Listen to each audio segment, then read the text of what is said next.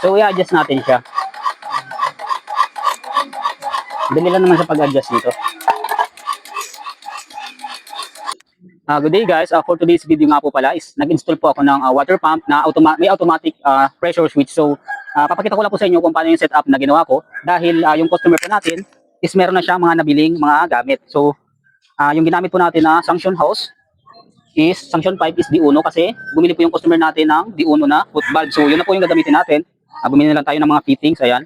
And importante na rin po na magkatabi tayo ng union patente kapag mag-install po tayo ng water pump. Ayan, kabilaan yan. Yung output niya naman po is 1/2. So, ito nga po pala yung setup ko na ginawa kasi ang nabili po ng customer natin is pressure switch na yung pang pressure tank, yung pang water tank, na pressure tank.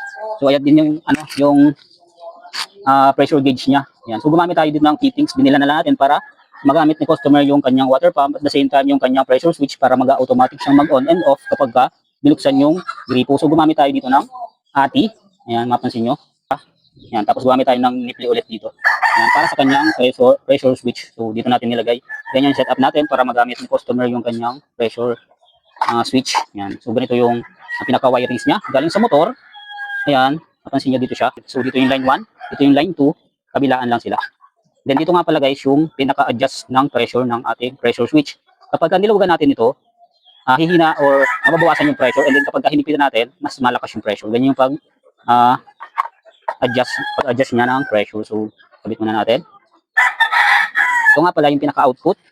After nung elbow, nagkabit din tayo ng importante na meron tayong union patente kasi ang purpose nito, in case na magka-troubleshoot tayo or may babaguhin tayo, madali natin siyang tanggalin. So, ganyan, iniikot lang naman siya. Pansin nyo.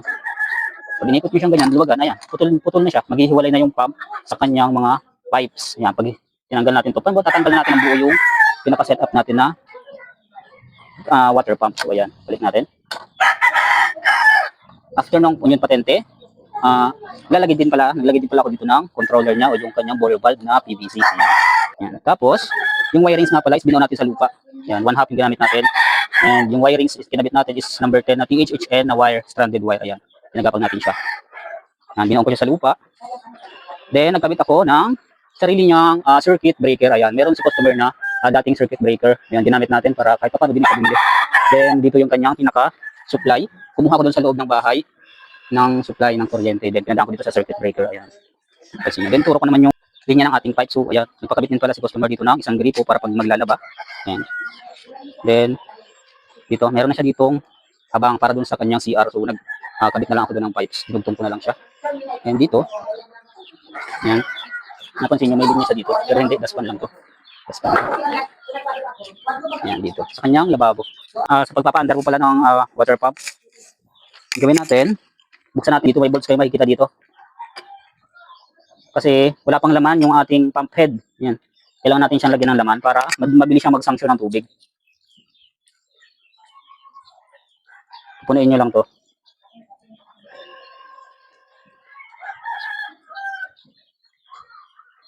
Pansamantala rin naman to kasi sabi ng customers, bibili din daw sila ng pressure tank. So ngayon, pansamantala ganito muna yung setup para magamit nila automatic yung kanilang water pump.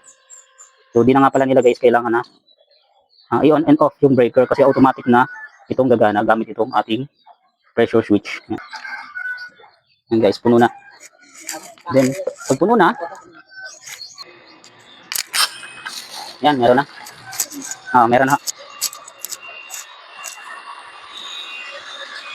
Okay na. Yan siya.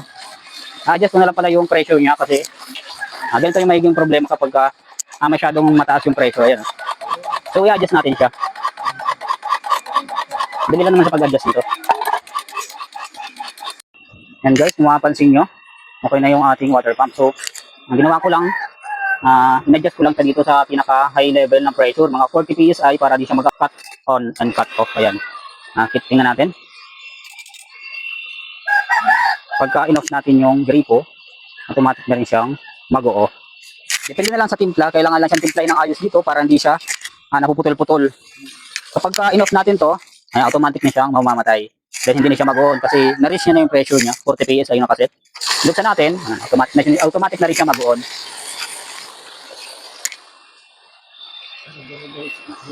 Dire-diretso na siya. Okay na to. Ayan. Okay na. Pag in-off natin, yan, automatic na siya. Same din ang sa gripo dun sa loob. Ganoon din siya.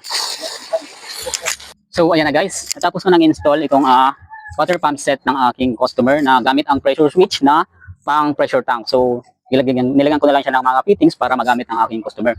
And doon nga pala guys, sa mga gustong magpagawa or magpa-install ng mga ganitong klaseng water pump, pwede po kayong mag-message sa aking Facebook account and then sa aking cellphone number.